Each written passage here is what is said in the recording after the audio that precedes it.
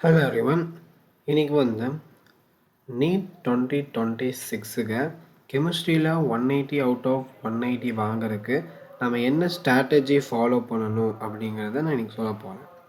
So நான் இன்றைக்கி சொல்கிறத வந்து நீங்கள் கண்டிப்பாக நோட் பண்ணி வச்சுக்கோங்க. ஸோ இதே மாதிரி நீங்கள் ஃபாலோ பண்ணிங்கன்னா கண்டிப்பாக கெமிஸ்ட்ரியில் 180 அவுட் ஆஃப் 180 வந்து பார்த்தா எடுக்க முடியும். ஸோ ஃபஸ்ட்டு விஷயம் வந்து பார்த்தீங்கன்னா கெமிஸ்ட்ரியை பொறுத்தளவுக்கு நீங்கள் இந்த சாப்டர்ஸை படிக்கும்போது ஒரு சீக்வன்ஸில் வந்து பார்த்தீங்கன்னா படிக்கணும். ஏன்னா ஒவ்வொரு சாப்டருமே வந்து பார்த்தீங்கன்னா லிங்க் ஆகிருக்கும். அப்போது நீங்கள் கரெக்டான சீக்வன்ஸில் படித்தா தான் உங்களுக்கு அந்த கான்செப்ட் வந்து பார்த்தீங்கன்னா அண்டர்ஸ்டாண்ட் ஆகும். அப்போது கெமிஸ்ட்ரியை நம்ம எந்த சீக்வன்ஸில் வந்து படிக்கணும் அப்படிங்கிறத வந்து நான் சொல்கிறேன். ஃபஸ்ட்டு இப்போ ஃபிசிக்கல் கெமிஸ்ட்ரி இருக்குது தெரியுமா? ஸோ இந்த ஃபிசிக்கல் கெமிஸ்ட்ரி நீங்கள் எந்த சீக்வன்ஸில் படிக்கணும்னா ஃபஸ்ட்டு ஸ்ட்ரக்சர் ஆஃப் ஆட்டம்ஸ் படிக்கணும். நெக்ஸ்ட்டு வந்து மோல் கான்செப்ட் படிக்கணும். Next redox reaction, next thermodynamics, next equilibrium, next electrochemistry, next வந்து பார்த்தீங்கன்னா கெமிக்கல் கைனடிக்ஸ், அதுக்கப்புறம் உங்களுடைய சொல்யூஷன். ஸோ இதில் வந்து இது உங்களுடைய 11th போர்ஷன், இது உங்களுடைய 12th போர்ஷன். ஸோ இந்த சீக்வன்ஸில் வந்து பார்த்தீங்கன்னா ஃபிசிக்கல் கெமிஸ்ட்ரியை படிக்கணும். அதே மாதிரி இன்ஆர்கானிக் கெமிஸ்ட்ரி எந்த சீக்வன்ஸில் படிக்கணும் அப்படின்னா உங்கள் periodic classification, next chemical bonding, next D and F block, next coordination compound, next P block. இதுவே ஆர்கானிக் கெமிஸ்ட்ரியை நீங்கள் என்ன சீக்வன்ஸில் படிக்கணும் அப்படின்னா ஃபஸ்ட்டு வந்து நீங்கள் ஜிஓசியை கம்ப்ளீட் பண்ணணும். நெக்ஸ்ட்டு ஐசோமெரிசம் கம்ப்ளீட் பண்ணணும்.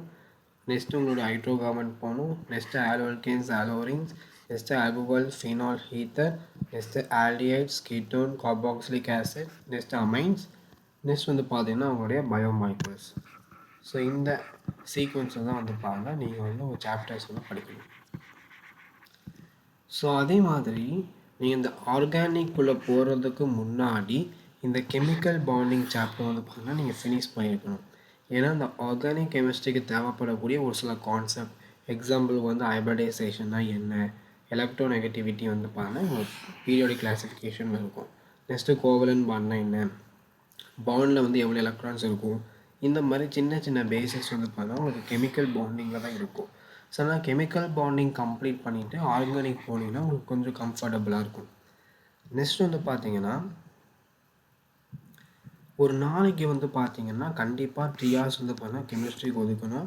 டெய்லியும் கெமிஸ்ட்ரி படித்தா தான் கெமிஸ்ட்ரி வந்து டச்சில் இருக்கும்.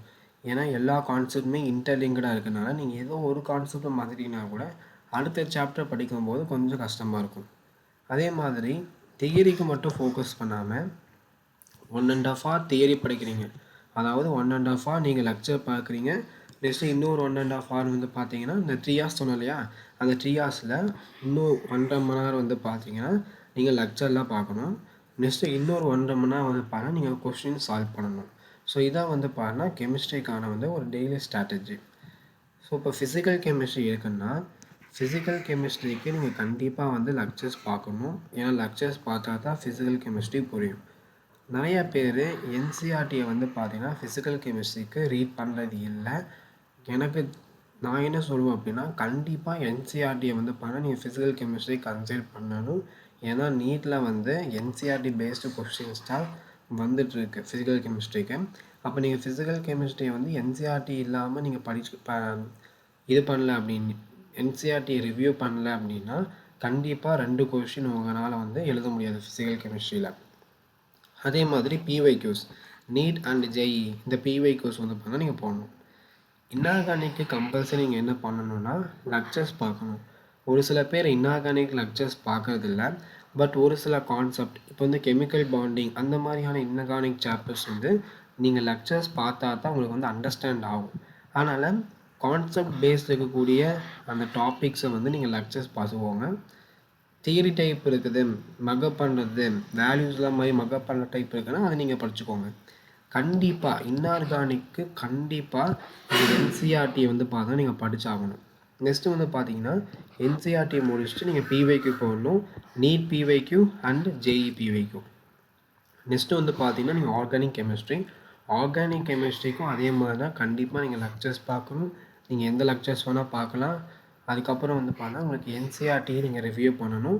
என்சிஆர்டியில் இருக்கக்கூடிய இந்த எக்ஸசைஸ் அண்டு இன்டெக்ஸ் கொஸ்டினை கண்டிப்பாக அது போடணும். ஸோ இன்ஆர்கானிக்கும் நீங்கள் பண்ணணும், ஃபிசிக்கலுக்கும் நீங்கள் இன்டெக்ஸ் கொஸ்டின் போடணும். நெக்ஸ்ட்டு பிவைக்கும், நீட் பிவைக்கும் அண்ட் ஜேஇ பிவைக்கும் வந்து பார்த்தா நீங்கள் போடணும்.